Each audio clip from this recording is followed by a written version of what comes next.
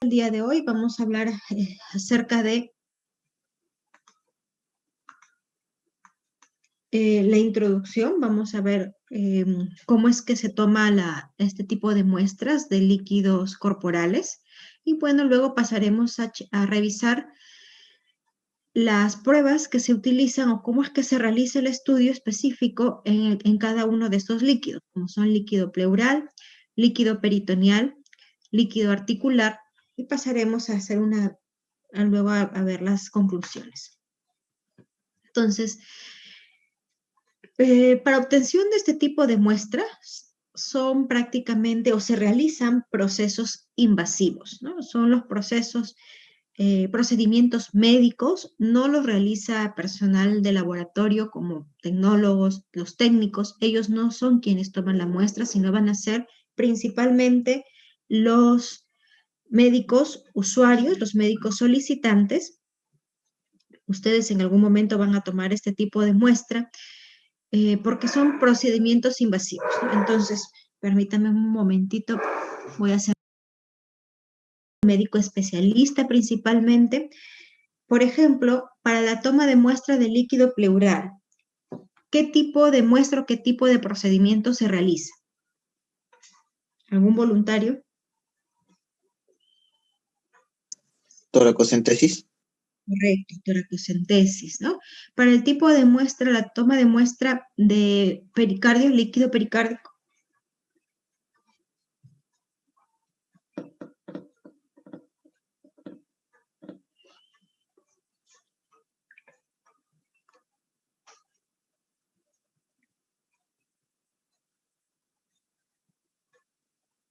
Cardiocentesis. Pericardiocentesis. Para líquido acítico. Paracentesis. Paracentesis. ¿Y para líquido sinovial? Artrocentesis. Artrocentesis, correcto. Entonces, esos son los tipos de procedimientos que se realizan para la toma de muestra de estos líquidos, ¿no? Entonces, una vez que se ha hecho la colecta de la muestra, va a ir al laboratorio clínico para su estudio. Y en laboratorio clínico se van a realizar distintos estudios, distintas pruebas en las diferentes áreas de este servicio, ¿no? Por ejemplo, tenemos en el área de hematología, se van a realizar los recuentos de células, ¿no? Recuentos celulares. En el área de bioquímica se van a hacer estudios de estas pruebas como proteínas, albúmina, dependiendo de la muestra, glucosa, LDH, ¿no? Amilasas. Ese son el tipo de pruebas que se van a realizar en bioquímica. También podrían realizarse estudios, por ejemplo, serológicos, para evaluar si hay presencia de algún marcador tumoral, algún líquido acítico, en un líquido pleural, evaluar si es que hay algún marcador tumoral. Estudio de cristales, el estudio de cristales se realiza principalmente en el líquido sinovial, ¿no? Para asociarlo con alguna patología. Para hacer este estudio de cristales se necesita un microscopio especial, que es el microscopio de refringencias, donde se puede realizar estos estudios, esta búsqueda de cristales, ¿no? En el área de microbiología también se pueden realizar, por ejemplo, las coloraciones Gram, se pueden realizar los cultivos en distintos medios, se puede realizar coloraciones buscando bacilos ácido alcohol resistente, ¿no? Por ejemplo, con coloración cilíndrica para el estudio de estos líquidos. Entonces, tenemos, como ya les mencionaba, una vez obtenida la muestra, estas muestras van a pasar al servicio de laboratorio para hacer el procesamiento, ¿no? Entonces, nos va a permitir muchas veces poder discernir si es que es un proceso o un líquido proveniente de una enfermedad inflamatoria o proveniente de una enfermedad no inflamatoria. Entonces, aquí es muy importante tener el concepto de un trasudado versus un exudado. Generalmente el trasudado viene o proviene de un líquido no inflamatorio y un exudado de un líquido inflamatorio. Entonces, nosotros tenemos conocemos que existen distintas presiones que van a mantener cierta cantidad de líquido en un espacio, ¿no? En este caso, por ejemplo, si hablamos de este espacio que sería el espacio pleural, tenemos acá la pleura parietal y la pleura visceral. ¿Cuál es la característica, la definición de cada uno? La pleura visceral, ¿cuál es?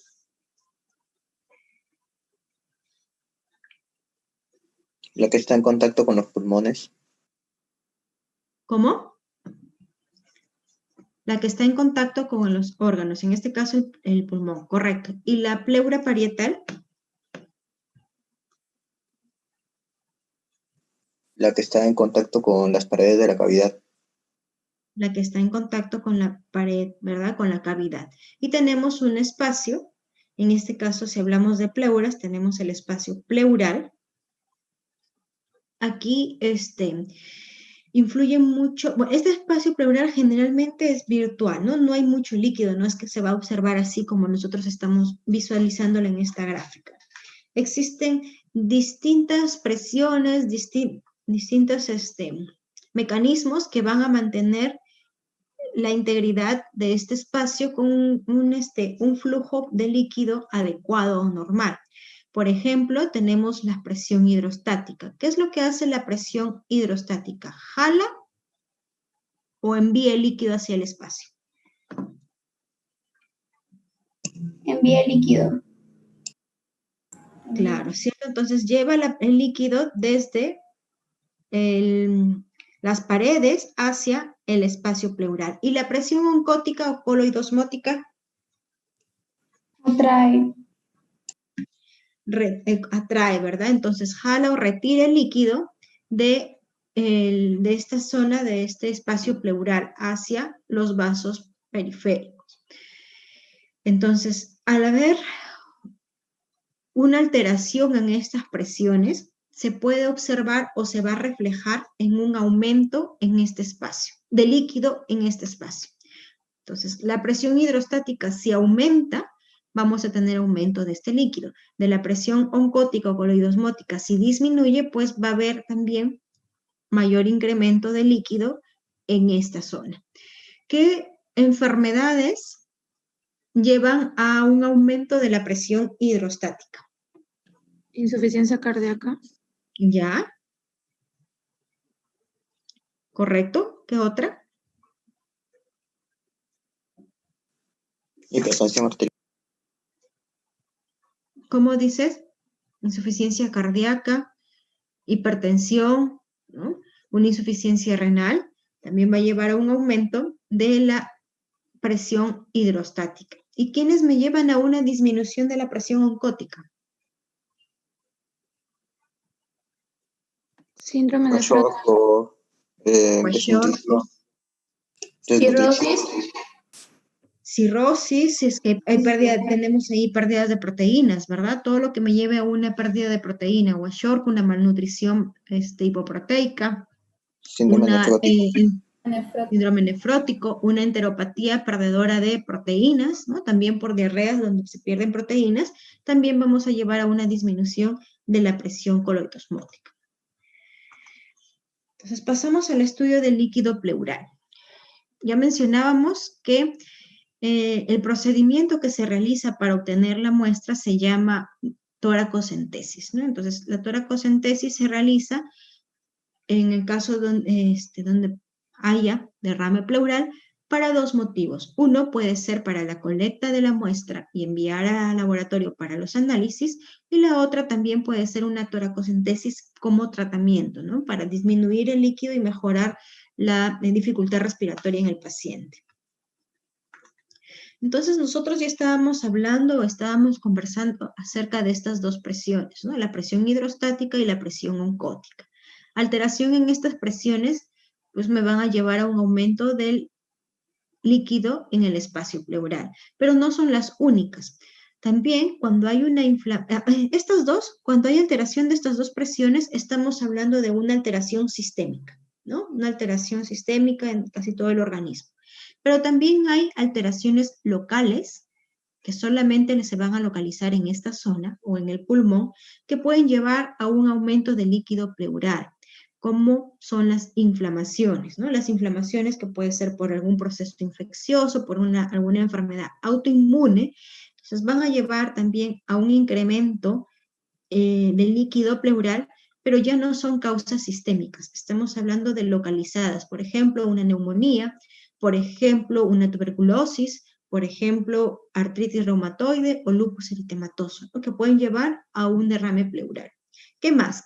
¿Cuáles son las otras etiologías? Aquí, observen ustedes, tenemos el drenaje, por acá hay un drena el líquido, ¿no? Hay drenaje de líquido, que va a llevar también a la disminución o al buen funcionamiento, la buena regulación del líquido pleural, pero cuando hay alguna obstrucción en esta zona, no va a permitir el flujo de la linfa, de este drenaje en el tejido, en los vasos linfáticos, y por lo tanto también se va a acumular acá el líquido llevando a un derrame pleural. Entonces, ¿qué agentes o qué afecciones van a llevar a una obstrucción del drenaje del líquido? En algunos casos, la presencia de algunos parásitos, también puede ser tumoraciones, metástasis que hagan obstrucción acá y que lleven a un aumento del líquido pleural. Entonces tenemos todas, como ustedes pueden observar, son etiologías sistémicas, si es que alteran estas dos presiones, o etiologías locales como la inflamación y la obstrucción del drenaje de los vasos linfáticos. Entonces, de ahí vamos a poder obtener dos tipos de líquidos en el caso de un derrame, ¿no? Tenemos el trasudado y el exudado. ¿En qué se diferencian este tipo de líquidos, ¿no?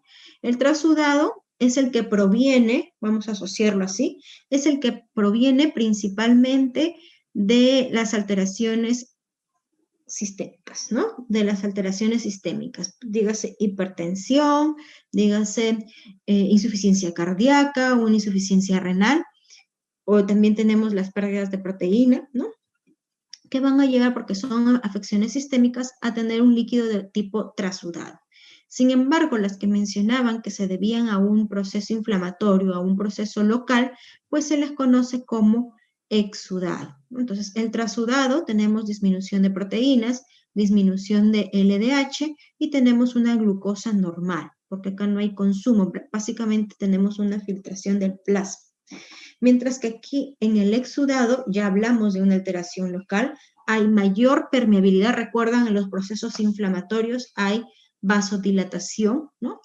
Y la vasodilatación pues, va a llevar a que haya un paso de las proteínas que están en la sangre hacia esta zona del espacio pleural. Entonces va a pasar, dado que aquí no, pero aquí en el exudado sí sucede, como hay vasodilatación, pues pasan las proteínas. Y entonces en un exudado vamos a tener mayor cantidad de proteínas. ¿Qué más?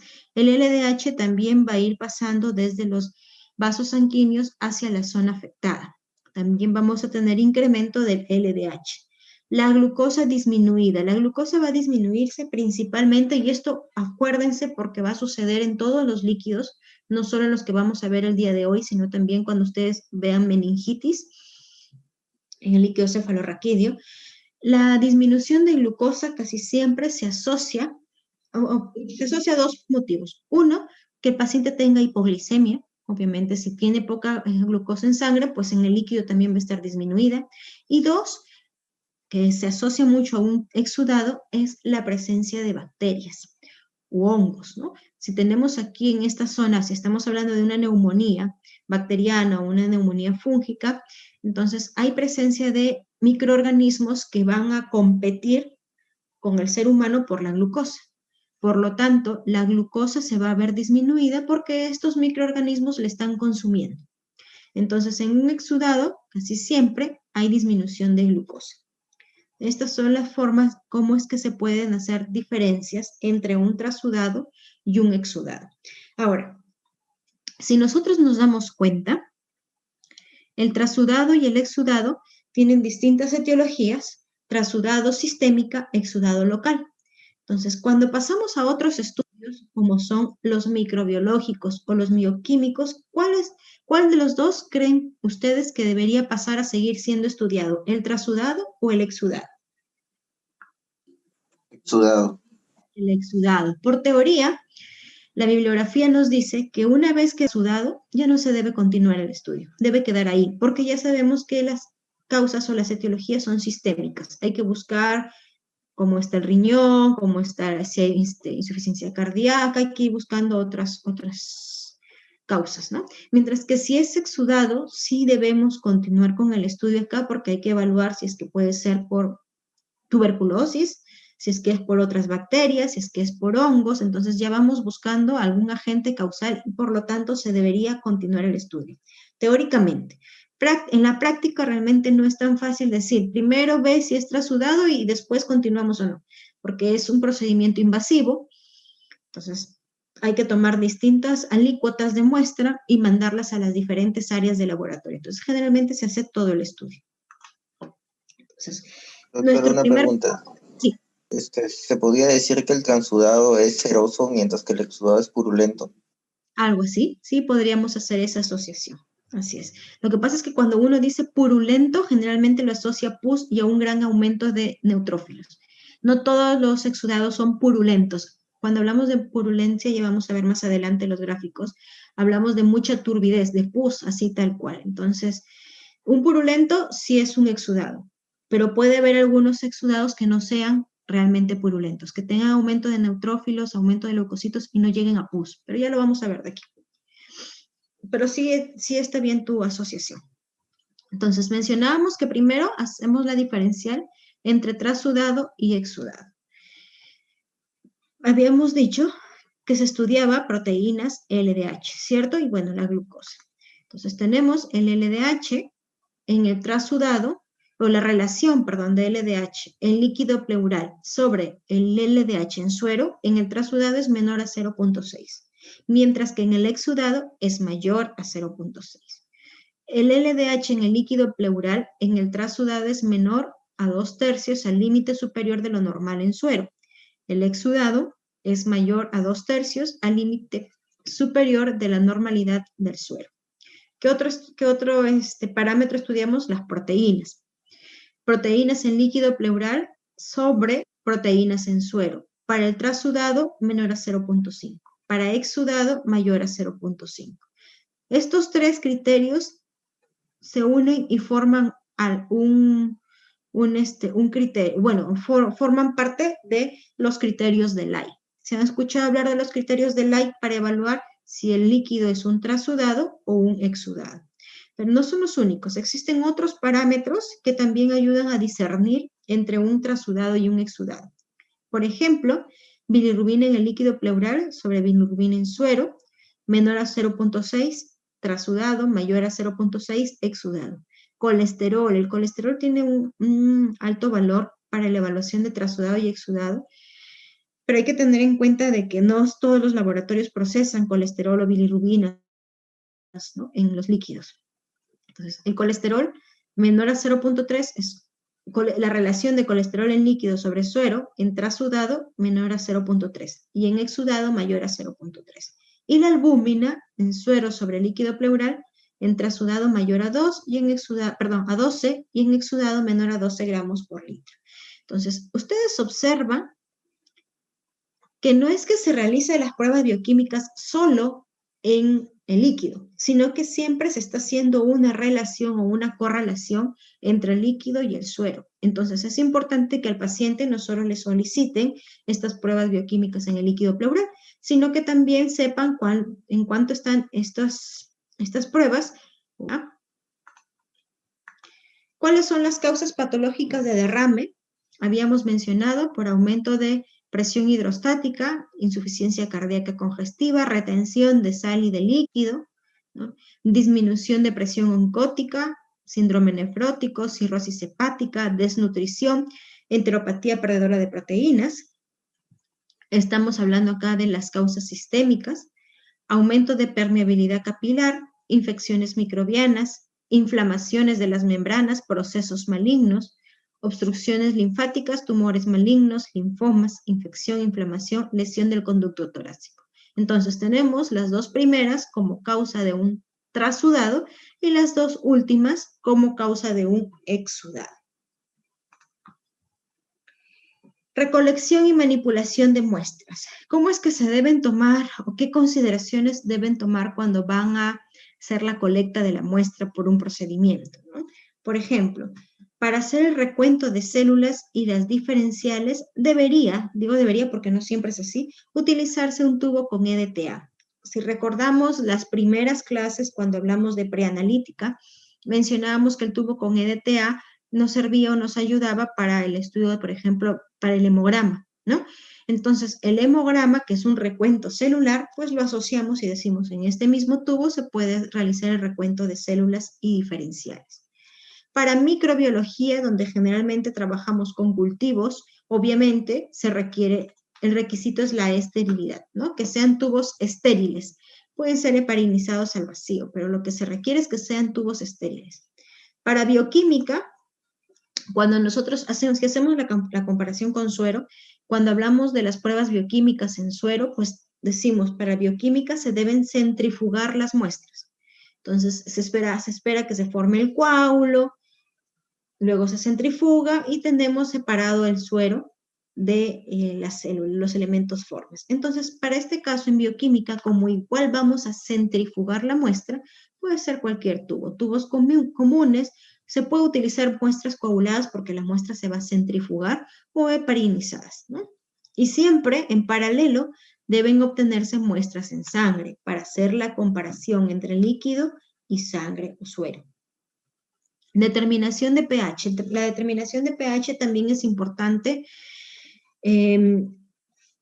Nos ayuda mucho, por ejemplo, para evaluar si es que se podría estar asociado a algún proceso infeccioso, a la formación de un empiema, ¿no? En pHs menores de 7, por ejemplo, ya estaríamos sospechando de una formación de empiema. Y en un pH menor de 6, pues podríamos estar asociándolo con una ruptura de esófago, ¿no? Hay una ruptura de esófago, por ahí hay secreción gástrica, jugo gástrico que pueda pasar, por reflujo pasa hacia pulmones y vamos a tener un pH muy bajo, ¿no? Menor a 6. Entonces, también se puede procesar pH, pero deben mantenerse las muestras en forma anaerobia y en hielo.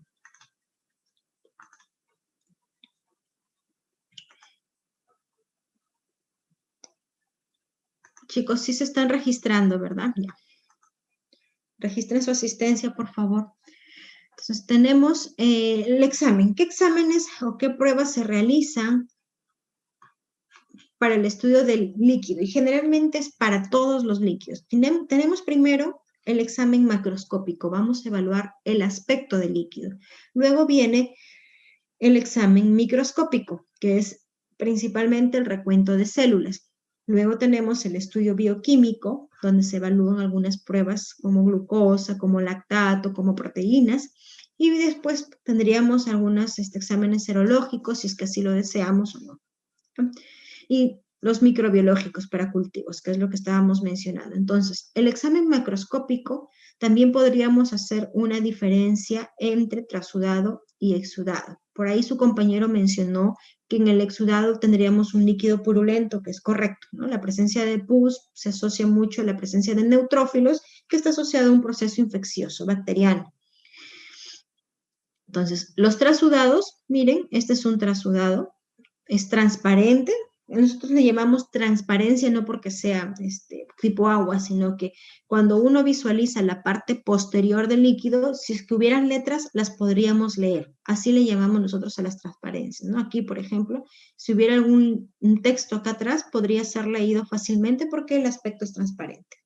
Color amarillo pálido y no hay formación de coágulo. Grábenlo. Todos los líquidos normales generalmente son así, transparentes y amarillo pálido y no forman coágulo, si lo asociamos con los demás líquidos. Exudado. El exudado ya presenta turbidez, es decir, si nosotros colocamos un papel con letras acá atrás, no vamos a leer nada. A eso se le conoce como turbidez. Puede ser hemático, puede ser amarillento, purulento, lechoso o verdoso y sí puede presentar coágulo. Entonces, miren acá. tenemos, esto es un trasudado, aparentemente normal, es transparente, amarillo claro. Este es un líquido sanguinolento o hemorrágico. ¿Con qué patología se asocia esta macroscopía?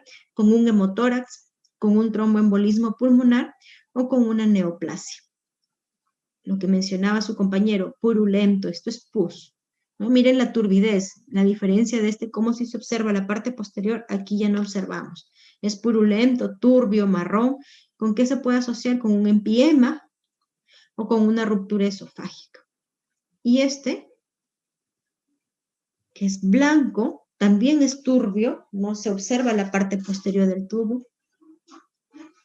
Entonces es blanco y aquí hay que hacer diferencia de un quilotórax.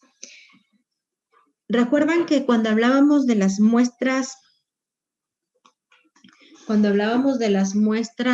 sanguíneas, mencionábamos se me fue el nombre, a lipemia. ¿Recuerdan? Una muestra lipémica, que era una muestra lechosa, ¿no? Turbia, lechosa. ¿Recuerdan con qué fracción de el perfil lipídico se asocia una muestra lipémica? Correcto, entonces si lo asociamos con un líquido, en este caso el líquido pleural, un kilotórax, estaríamos hablando también con presencia de triglicéridos, que es por la ruptura de un vaso linfático, y por lo tanto debemos hacer búsqueda o procesamiento de triglicéridos, ¿no? Hablamos de un kilotórax, neoplasia maligna, ruptura traumática, conducto torácico y una filariasis. El examen microscópico. El examen microscópico nos ayuda para hacer revisión, aquí sí, bueno, de su mismo nombre lo dice, el microscopio, evaluación de células. Bueno, en el caso del líquido pleural, un líquido pleural normal puede llegar a tener hasta 1000 leucocitos. Entonces, tenemos que hacer, en este caso nosotros, cuando evaluamos los recuentos celulares, pues utilizamos un reactivo que se llama TURC. Este reactivo contiene ácido acético para hacer recuento celular, que bueno, también si hablamos del hemograma manual, también se realiza el recuento de leucocitos con este reactivo, TURC, T-U-R-K, que contiene ácido acético. Entonces, para poder hacer la revisión de los glóbulos blancos en un líquido, ¿no? Entonces, el líquido puede tener hematíes, puede tener leucocitos, puede tener células mesoteliales. Sin embargo, hay que evaluar las cantidades. Si tenemos más de 100.000 hematíes, pues podríamos estar asociándolo con un infarto pulmonar, embolia pulmonar, neoplasia, traumatismo. Miren, esto es importante. Si el hematocrito es mayor al 50% del hematocrito en sangre, estaríamos frente a un hemotórax. Ejemplo, si tenemos un paciente con un hematocrito de 30 y tiene un hematocrito en el líquido pleural de 20, ¿es o no es hemotórax? ¿O se asocia o no se asocia a hemotórax? Sí. ¿Por qué? Porque es más del 50%. Así es, del 30, su 50% es 15 y tenemos 20, ¿verdad? Entonces sí estaría asociado a hemotórax. Los leucocitos. Como les dije, con leucocitos no es muy fiable para diferenciar los trasudados de los exudados porque puede llegar a tener 1000 leucocitos y puede estar normal. Pero sí es útil el recuento diferencial, el frotis en lámina con coloraciones especiales, ¿no? Eso sí nos ayuda. En términos generales, podríamos decir que un líquido es exudado si es que tiene más de 1000 leucocitos por microlitros o más de 100.000 eritrocitos por microlitro. En términos generales, podríamos asociar estas cantidades con un exudado. Células mesoteliales. Las células mesoteliales son las células que se encuentran en la pleura, ¿no? El derrame de origen inflamatorio puede asociarse a la visualización de estas células, por ejemplo, como tuberculosis, artritis reumatoide o un empiema. ¿Qué más de importancia? Cuando hablamos de la fórmula diferencial, creo que está más adelante, sí, en la fórmula diferencial, así como en hemograma decimos tantos por ciento de neutrófilos, tanto por ciento de linfocitos, tanto por ciento de monocitos, aquí también en el líquido diferencial, en el líquido pleural, se puede hacer una fórmula diferencial así, evaluando porcentajes. Entonces, el recuento diferencial, lo normal o en el trasudado es que el 100% o la mayoría de células sean linfocitos. Entonces, van a predominar los mononucleares. Si les reportan que un líquido pleural tiene 600 leucocitos y de esos 600 leucocitos el 90% es mononuclear, estaríamos frente a un trasudado, ¿no? Tenemos hasta 1000 los leucocitos como valor normal y pues pueden predominar y deben predominar en un trasudado los mononucleares, ¿no? Un 10% de trasudados tienen predominio de polimorfonucleares, pero no tiene impacto clínico. Recuerden, ¿cuáles son los mononucleares?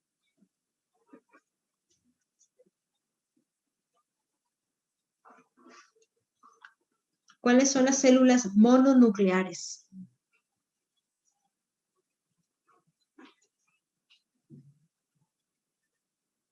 ¿Se acuerdan? Así les van a reportar a ustedes los líquidos. Les van a decir tanto porcentaje de mononucleares y tanto porcentaje de polimorfonucleares. ¿Agujitos? ¿Linfocitos?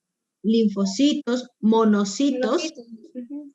Ajá, los linfocitos y los monocitos son mononucleares. ¿Y cuáles son los polimorfonucleares? Los neutrófilos.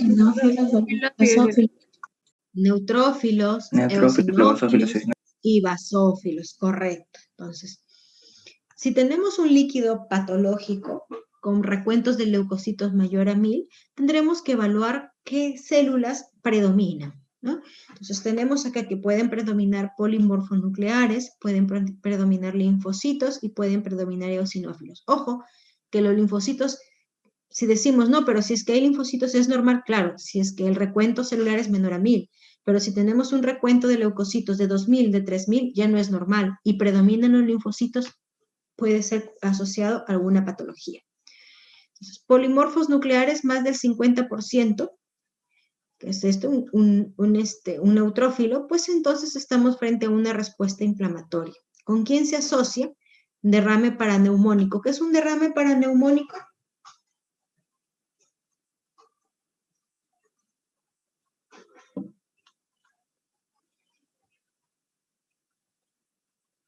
¿Qué es un derrame paraneumónico, chicos?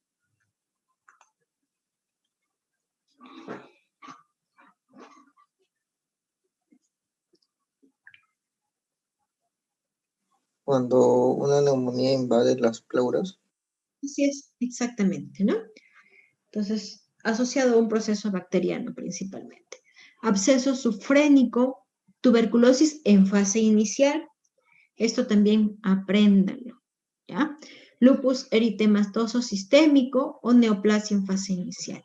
Predominio de linfocitos. ¿En qué casos predominan linfocitos? Cuando hay tuberculosis, neoplasias, lupus eritematoso o artritis reumatoidea. Entonces, aprendan, en cualquier líquido, cuando predomina, hay alteración, hay pleocitosis. ¿Qué es pleocitosis? ¿Alguien sabe?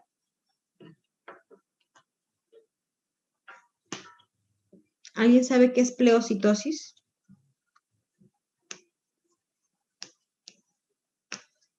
Pleocitosis es el aumento de leucocitos en un líquido. Entonces, cuando hay pleocitosis, es decir, hay aumento de leucocitos en un líquido y predominan los polimorfos nucleares, generalmente está asociado a un proceso bacteriano. Si predominan linfocitos, está asociado a tuberculosis, a un proceso viral, puede ser también un proceso fúngico, micótico, ¿ya? Y la presencia de eosinófilos o el aumento de eosinófilos pues se asocia a parasitosis, hongos, asbestosis, a neumotórax, ¿no? Infarto, reacción medicamentosa. Entonces nosotros hemos visto, ustedes han visto en parasitología que estos parásitos pueden aumentar porcentajes de eosinófilos. Hay eosinofilia. Estas son las células mesoteliales, ¿no? Son unas células grandes estas de acá, pueden tener más de un núcleo, pueden agruparse, tienen el citoplasma bastante basófilo. Miren, estas, ¿qué creen que son estas células?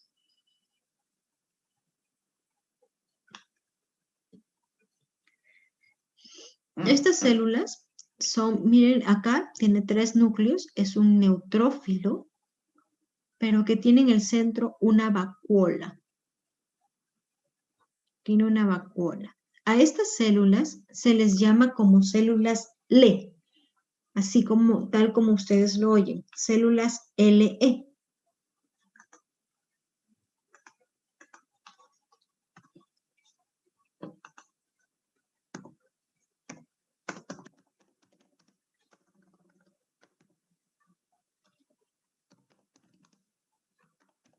Están asociadas o que se pueden visualizar en enfermedad, por ejemplo, como lupus eritematoso. Entonces, incluso hay una prueba que se le conoce como fenómeno LE o células LE en sangre para búsqueda de estas células y evaluar o asociarla con lupus eritematoso, que bueno, últimamente han sido desplazadas por otro tipo de procedimientos. Y esta es un plasmocito. ¿Qué es un plasmocito?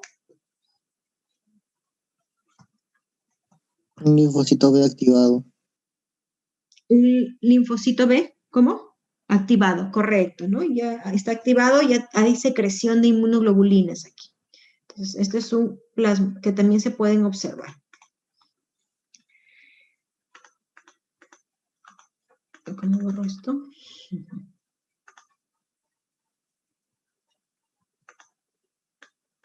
Listo. Las pruebas químicas, ¿no? Entonces, las pruebas químicas habíamos hablado acerca de los criterios de Lai. ¿Cuáles son los criterios de Lai?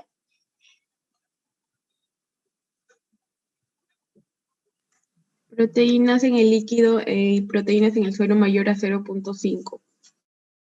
Por ¿Ya? eso, el LDH en líquido y el LDH en suero es mayor a 0.6 y el LDH en el líquido debe ser mayor a 2/3 del límite de la normalidad.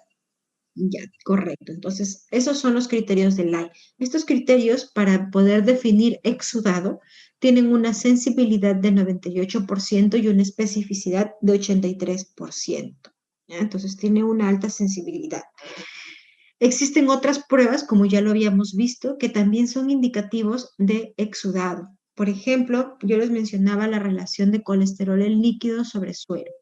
Mayor a 0.3 tiene una sensibilidad de 89% y una especificidad de 81% para exudado. La albúmina sérica menos la albúmina en el líquido pleural menor o igual a 1.2 gramos tiene una sensibilidad de 87% y una especificidad del 92% para exudado en líquido pleural. Y el colesterol en líquido pleural mayor a 60 miligramos también puede ser utilizado para asociarlo con exudado. ¿Qué otras pruebas químicas se pueden realizar en el líquido pleural? La glucosa, ya mencionábamos que valores disminuidos de glucosa se pueden asociar a una infección bacteriana. Entonces, glucosa menor a 60 miligramos por decilitro puede estar asociado en tuberculosis, inflamación reumatoide o en una infección purulenta, que ya lo había comentado su compañero, ¿no? Si la diferencia entre glucosa sérica y glucosa de líquido es mayor a 30, estamos frente a un exudado.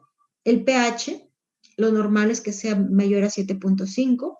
Miren, menor a 7 me ayuda en el tratamiento de este paciente porque va a necesitar drenaje torácico, estamos asociándolo a un empiema, o un pH de 6 asociado a ruptura esofágica. ADA, test de ADA. ¿Ustedes saben qué es el test de ADA? ¿En algún momento lo han leído? ¿Lo han, al menos lo han escuchado?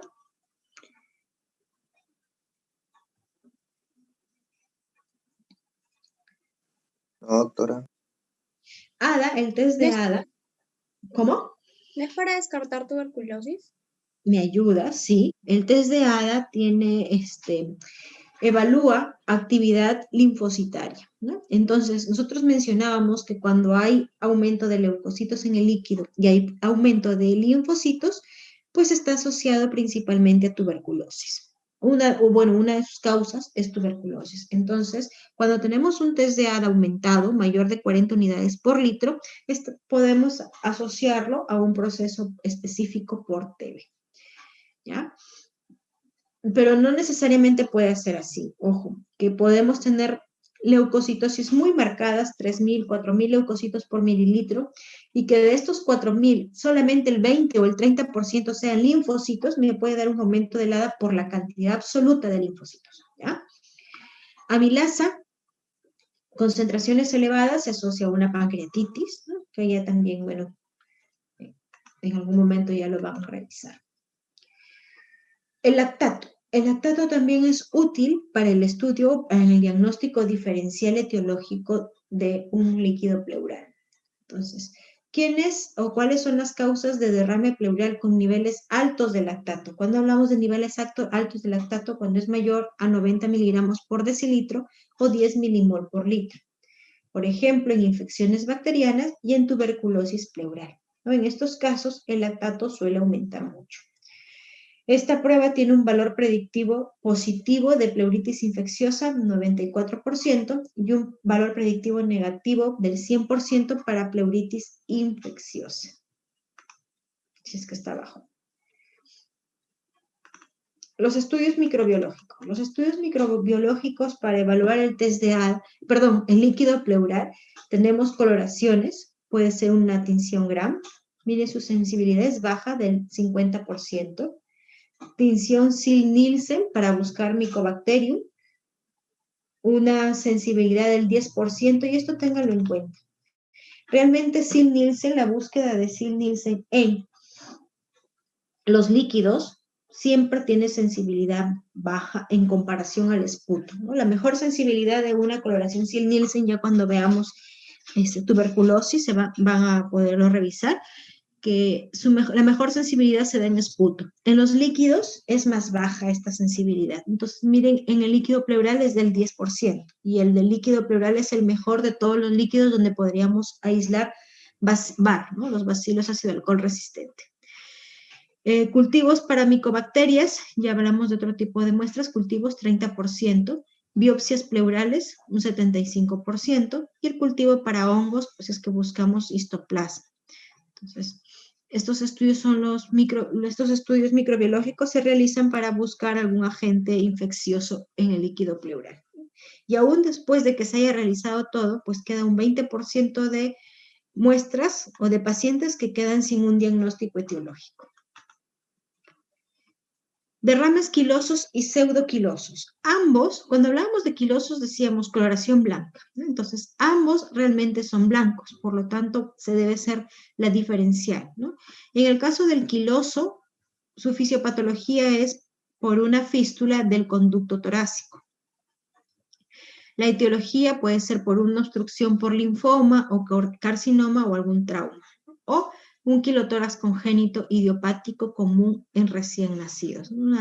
El año pasado, más o menos noviembre, nos llegó un líquido y nos decía el profesional que trabajaba ahí, mire, doctor, hay un líquido lipémico, le he hecho colesterol, pero está normal. Le digo, es que no hay que hacerle colesterol. ¿Recuerdan la lipemia con qué se asocia? Con aumento de triglicéridos. Le hicimos los triglicéridos y salieron elevadísimos, era un bebé, ¿no? Entonces lo que tenía era un quilotórax congénito. Derrames pseudoquilosos es por ruptura de lípidos celulares en los derrames de larga duración, derrames crónicos, ¿no? Etiología, tuberculosis, artritis reumatoide se asocia mucho con estos derrames pseudoquilosos o un mixedema.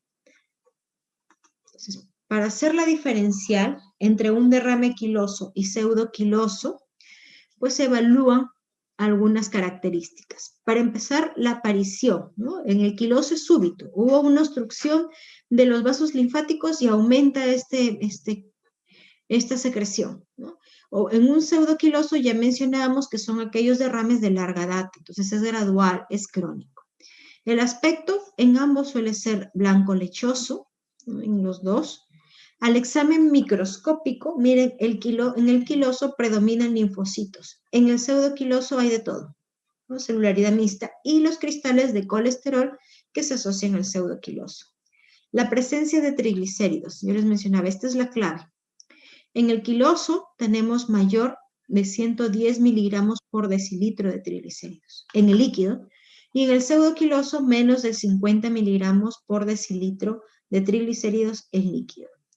¿Qué pasa si el paciente tiene entre 50 y 110?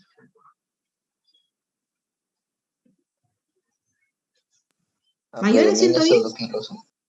¿Cómo? A predomino pseudoquiloso. Ya, si está entre 50 o 110, puede ser cualquiera de los dos.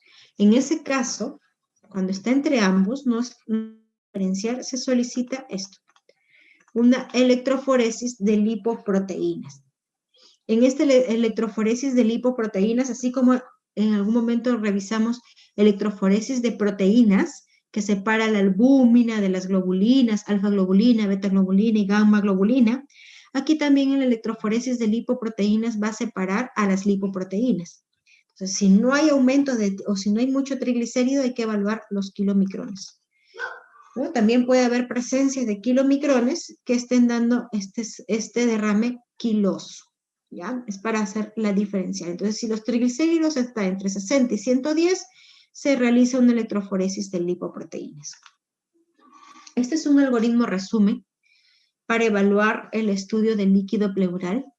Nosotros mencionábamos, si tenemos un derrame, pues se evalúan las proteínas y el LDH en el líquido, para ver, obtener, verificar los criterios de Lai. Entonces, evaluamos los criterios de Lai. Si al menos uno da positivo, o buscamos, hay positividad, si ninguno de los tres es positivo, entonces estamos frente a un trasudado. Ya habíamos mencionado, ustedes lo dijeron, que en un trasudado pues ya no debería, ¿no? Entre comillas, ¿no? No debería continuar el estudio, queda ahí. Hay que buscar la causa sistémica. Pero si uno de los resultados da positivo, cualquiera de los tres, entonces estaríamos frente a un exudado. Si estamos frente a un exudado, deberíamos continuar con el estudio de este líquido, ¿no? Por ejemplo, evaluar la glucosa, evaluar el test de ADA, evaluamos el citológico, cómo están los leucocitos y su fórmula diferencial, amilasa y el pH. Si tenemos que es un test de ADA mayor a 40 unidades por litro, referíamos que podríamos estar frente a una tuberculosis. Vemos qué células predominan. ¿Linfocitos? Entonces, con mayor probabilidad es una tuberculosis. Predominan granulocitos polimorfos nucleares, podríamos estar frente a una infección bacteriana. Amilasa está elevada, asociaríamos a una pancreatitis. pH menor a 7.2, menor a 7, y estábamos mencionando que como tratamiento el paciente necesitaría un tubo torácico, ¿no? Un drenaje. Si es menor a 6, podríamos asociarlo a una ruptura esofágica. El aspecto, desde evaluar el líquido, sanguinolento, hacemos el hematocrito. Es mayor al 50% del hematocrito en plasma, hemotórax. Lechoso, realizamos el dosaje de triglicéridos para evaluar si es o no un líquido quiloso, si es un kilotórax. ¿Ya? ¿Hasta aquí comprendido? ¿Alguna pregunta? ¿Sí? Continuamos. Entonces, hasta aquí, líquido pleural. Pasamos a líquido peritoneal. Entonces, ¿qué tipo de procedimiento se realiza para obtener esta muestra? Tal como ustedes están observando aquí. ¿Cómo se llama este proceso, este procedimiento? Paracentesis. Paracentesis, ¿no? Paracentesis. Ojo, que yo les puedo colocar en una paracentesis, se obtiene este líquido y les puedo poner diagnóstico, una tuberculosis pulmonar y le vayan a marcar y no hay correlación en la toma de muestra con el líquido o el diagnóstico. Tengan cuidado. Bien, líquido peritoneal. Se denomina ascitis, ¿no?, a la existencia de líquido libre en la cavidad peritoneal en una cantidad superior a 200 mililitros. Entonces, ojo, este líquido ascítico, ascitis, también le pueden llamar líquido peritoneal. Lo van a enviar con cualquiera de las dos denominaciones, no hay problema. Ya sabemos a qué muestra se refiere. Aproximadamente en el 80% de los pacientes con ascitis, el origen es un problema hepático. Entonces, ¿qué es lo que hay que investigar frente a un paciente con ascitis? ¿No? Que evaluar factores de riesgo de enfermedad hepática, tal como lo veíamos en perfil hepático: alcoholismo, drogadicción, tatuajes, transfusiones, hallazgos clínicos, que es lo que debemos buscar: percusión abdominal, evaluar si es que hay matidez, signo de la oleada positivo o que haya presencia de circulación colateral, que estarían asociados a un problema hepático. Entonces, aquí también podríamos hablar acerca de un trasudado y un exudado. En los derrames trasudativos, pues podríamos asociarlos a cirrosis, ¿no? Y en exudados ya estaríamos hablando de una peritonitis, una infección, o que ha sido resultado de una perforación intestinal o ruptura de vejiga del paciente, ¿no? Entonces, o también hablar de procesos malignos. Existe un término que antes utilizábamos mucho, que es el lavado peritoneal. El lavado peritoneal ha sido desplazado por la ECOFAS, que antiguamente nos permitía hacer detección de hemorragia. Entonces, lo que se hacía era instilar cloruro de sodio hacia la cavidad peritoneal y se iba instilando, íbamos sacando, ¿no?, las jeringas. Y esas jeringas eran evaluadas en laboratorio. Y si se encontraba más de 100.000 eritrocitos por microlitro, pues podríamos estar hablando de un traumatismo, una hemorragia, un sangrado por un traumatismo cerrado. Es en estos casos de traumatismos cerrados en quienes se utilizaba el lavado peritoneal. Como les digo, ahora es la ecografía la que va, ¿no? Es a través de la ecografía donde se evalúa si es que hay presencia o no de hemorragia. ¿Qué patologías se deben descartar? Ya lo habíamos mencionado: peritonitis debido a infección bacteriana, perforación de intestinos, pancreatitis, una pancreatitis hemorrágica, apendicitis, estrangulamiento de intestinos, etcétera, y otros, ¿no?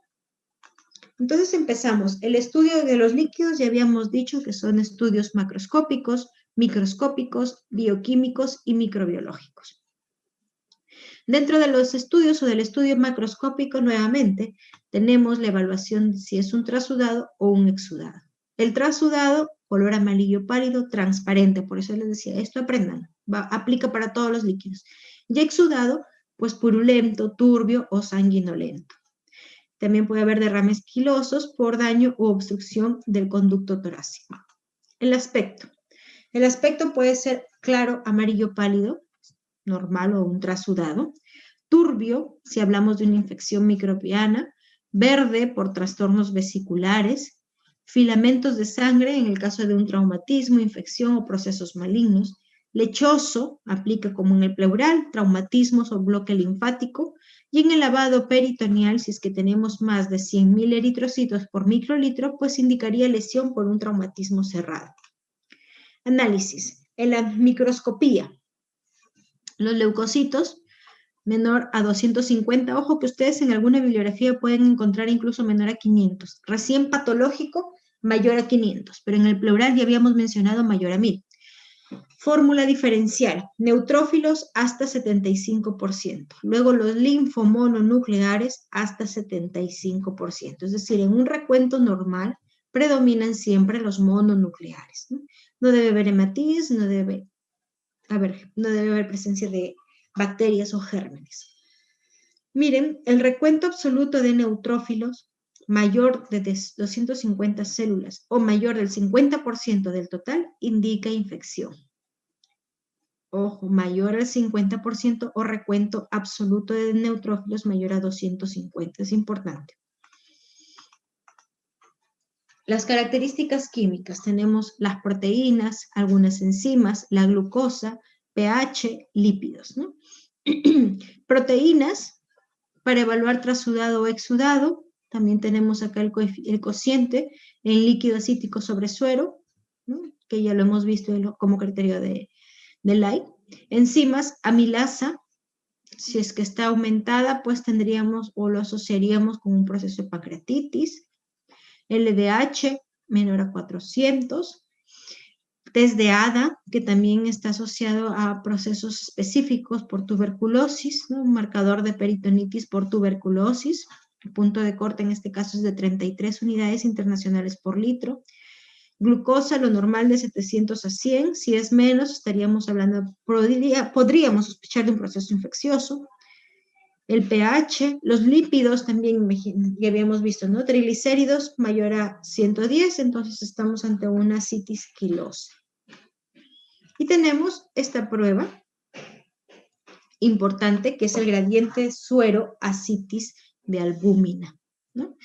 Ojo, gradiente suero-ascitis es resta, no es división. Entonces, en este caso, lo que se va a hacer es restar la cantidad de albúmina en suero menos la cantidad de albúmina en el líquido ascítico. Si este valor me da mayor o igual a 1.1, entonces estaríamos sospechando de un trasudado de origen hepático. ¿Y? Entonces, esta prueba de gradiente de suero, ascitis de albúmina me ayuda a evaluar o a diferenciar entre un trasudado versus exudado. Ejemplo. Tenemos una amilasa sérica de 3.8 y una amilasa en líquido de 1.2. ¿Qué es? ¿Un trasudado o un exudado?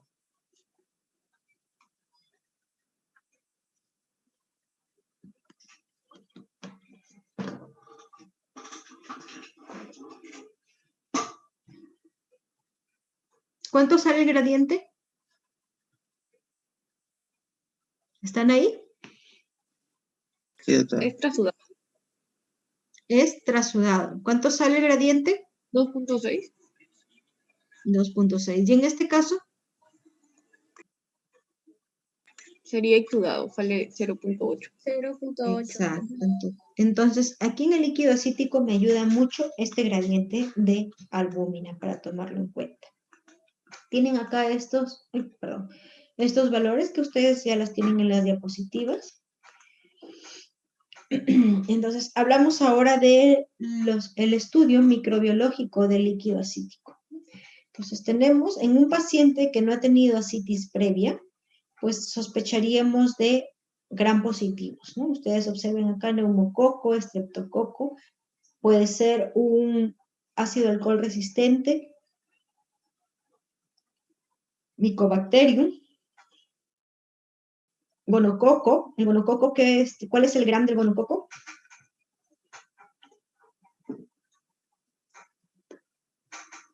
Negativo. Gran negativo, son cocos gran negativos. Clamidia, estafilococo aureus, enterobacterias. En un paciente que ha tenido ascitis, bueno, en ellos predomina la Escherichia coli o las enterobacterias, ¿ya?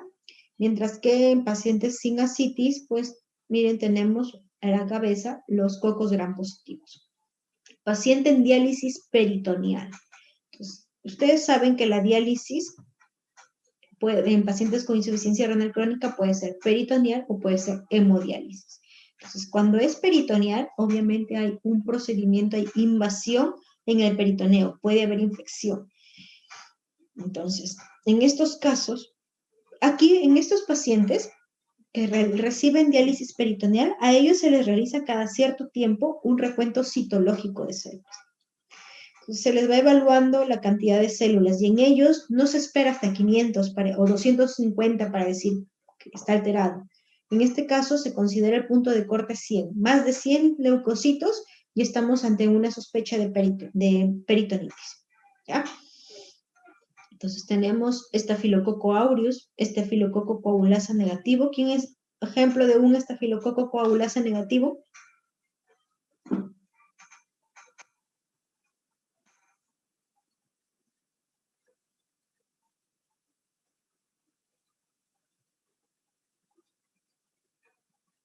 ¿No recuerdan? Epidermidis. Enterobacterias, enterococos o cándida. Entonces, se realiza el cultivo de líquido pleural. Los microorganismos suelen ser cocos gram positivos, como Streptococcus pneumoniae del grupo A, en pacientes con peritonitis bacteriana espontánea.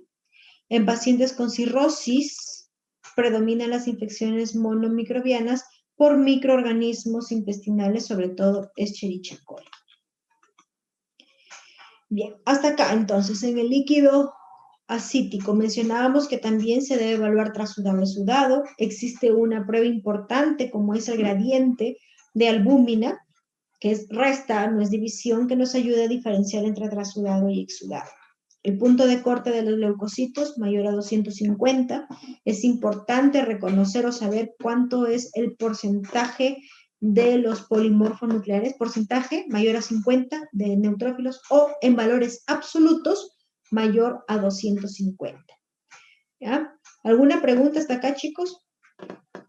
Para pasar al último líquido biológico. Continuamos. Líquido sinovial. ¿Sí? Continuamos. Líquido sinovial. Entonces, tenemos el sinovial con el griego, que deriva del griego sin, con y del latín ovum, huevo, similar a la clara de huevo. Entonces, es por la particularidad cuando hemos visto la clara de huevo es filante, ¿no? Se forma un filamento si es que jalamos ahí como una puntita. Entonces, es muy similar el líquido sinovial. Su composición es plasma más ácido hialurónico. La génesis o su origen se da en sinoviocitos B y se depura en los sinoviocitos A. El volumen normal entre 0.1 a 3.5 centímetros cúbicos en la rodilla. Eliminación a través de los linfáticos sinoviales. Y sus funciones, que lubrica y disminuye la fricción entre cartílagos articulares. Es un ultrafiltrado de plasma.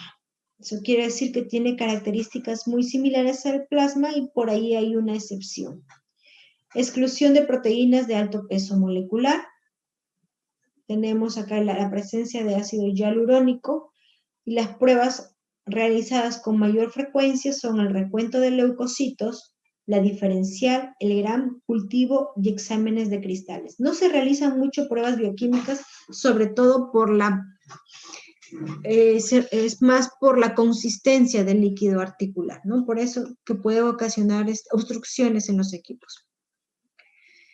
El método o el procedimiento para obtener la muestra es una artrocentesis. La artrocentesis que le realiza el médico es un procedimiento médico, el médico entrenado, personal entregado. La técnica debe cumplir con las normas de bioseguridad y de asepsia, porque nosotros estamos ingresando acá. Si ingresamos alguna bacteria, si no se hizo una buena higiene de piel, ingresa, podemos terminar con al paciente le puede dar después una osteomielitis, por ejemplo, ¿no? Entonces, se utiliza anestesia local. Se debe procesar en menos de 4 horas de haber sido obtenida la muestra. Debe ser rápida, como la mayoría de los líquidos realmente.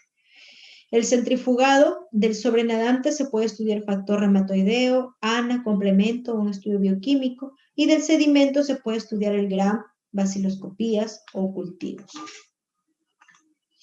Entonces, preanalítico, ¿cómo se toma la muestra? Muy parecido a lo que hemos visto, sin anticoagulantes para bioquímica porque se centrifuga, con EDTA para recuentos celulares, frasco estéril para microbiología y si queremos evaluar presencia de cristales, pues se debe realizar en un tubo sin anticoagulantes. ¿Cuáles son las características macroscópicas del líquido sinovial? Es incoloro o amarillo claro. El rojo o hemático puede indicar algún traumatismo. El amarillo intenso, un proceso inflamatorio. Y nuevamente blanquecino lechoso, en este caso nos indicaría presencia de uratos en el caso de artritis gotosa. El aspecto normal debería ser transparente y el turbio, pues estamos hablando de un proceso inflamatorio, una artritis séptica con presencia de hematíes. Miren, tenemos acá algunos aspectos del líquido sinovial, que es un líquido normal. Estos son inflamatorios y este es purulento, ¿no? Lo asociaríamos más con un exudado en todo caso. Es el aspecto más típico, pero no exclusivo en artritis sépticas. ¿Ya? Características macroscópicas. La densidad entre 1008 y 1015. La viscosidad es muy viscoso por el ácido hialurónico. Se forma este hilo filante. Se valora la filancia, ¿no? Antes de desprenderse la gota de una aguja, pues esta filancia o este hilo debe medir entre 2.5 a 5 centímetros. Cuando hay algún proceso inflamatorio, acá hay ruptura, no se va a ver una buena filancia, va a disminuir la viscosidad en artritis reumatoide, gota, sepsis, ¿no? Por la edad y aumenta en el hipotiroidismo. Test de mucina, este test también permite realizar la prueba de viscosidad. Se evalúa la reacción del líquido sinovial frente a una solución ácida, que es el ácido acético, y se relaciona con la viscosidad. Acá se debe evaluar la formación de coágulo y cómo está el líquido sobrenadante. Si el coágulo es firme y el líquido es totalmente claro, entonces estamos hablando ante un test o una formación de coágulo buena, un test de mucina bueno. Quiere decir que la viscosidad está bien conservada. Regular, hay un test de mucina regular, cuando se forma un coágulo mediano pero es poco firme. Y el sobrenadante es ligeramente turbio. Test de mucina malo, cuando hay un coágulo de masa blanda y el líquido que lo rodea está ligeramente turbio. Y muy malo, cuando pues no hay formación de coágulos, solo hay pequeñas masas friables, y esto estaría asociado con una inflamación muy severa.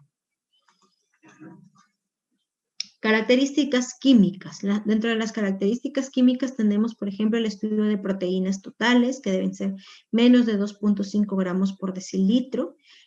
En este caso, la albúmina es el doble de las globulinas. En artritis reumatoide puede aumentar la inmunoglobulina M y las alfa-2. No existe fibrinógeno, pero el cual va a aparecer este fibrinógeno en un proceso inflamatorio.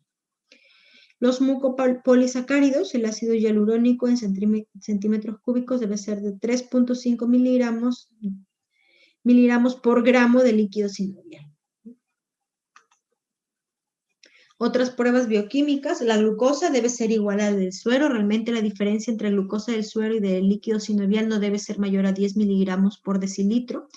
Esta glucosa va a ir disminuyendo en infecciones y procesos inflamatorios, similar, ya les he dicho que es muy similar. Nitrógeno no proteico como la urea, también se puede estudiar. El pH, cristales, ¿no? Entonces los cristales son muy buscados, lastimosamente. No todos los laboratorios cuentan con estos microscopios para poder leer la refringencia, y ahí es donde, bueno, no realmente, por ejemplo, en el hospital no realizamos mucho estudio de cristales, ¿no? Los cristales pueden ser de urato monosódico, en el caso de gota, con birrefringencia negativa, o de pirofosfato cálcico, con birrefringencia positiva, y se observan en estas patologías. La microscopía. En la microscopía, pues podemos referir leucocitos normales menos de 200 por milímetro cúbico. La fórmula diferencial, como ustedes observan, siempre van a predominar los mononucleares, monocitos, linfocitos, y miren, los neutrófilos van a ser menos del 25%. Tienen ustedes ya estos cuadros en el aula virtual. Y en la relación de microbiología para líquido sinovial, pues tenemos la coloración Gram y los cultivos. En los cultivos nos ayudan para ir evaluando o ir descartando presencia de estafilococo, estreptococo, hemófilos y Neisseria gonorrhoeae, ¿no? Entonces, si vemos en qué medios, en qué agares debe sembrarse el líquido sinovial. Chocolate. Agar chocolate para aislar ¿a quién? Neisseria gonorrhoeae. Neisseria y hemófilos, ¿verdad? Y para aislar estafilococo y estreptococo. Agar sangre. Agar sangre. Entonces, un líquido sinovial se debe sembrar en agar sangre y en agar chocolate. Tipos de líquido sinovial. Esto también deben aprenderse. Los tipos de líquido sinovial, que puede ser normal, no inflamatorio, inflamatorio y séptico. Entonces, no necesariamente cuando esté fuera de lo normal el recuento, yo voy a decir que es por una infección. Miren, el no inflamatorio va entre 200 y 2000 leucocitos por mililitro.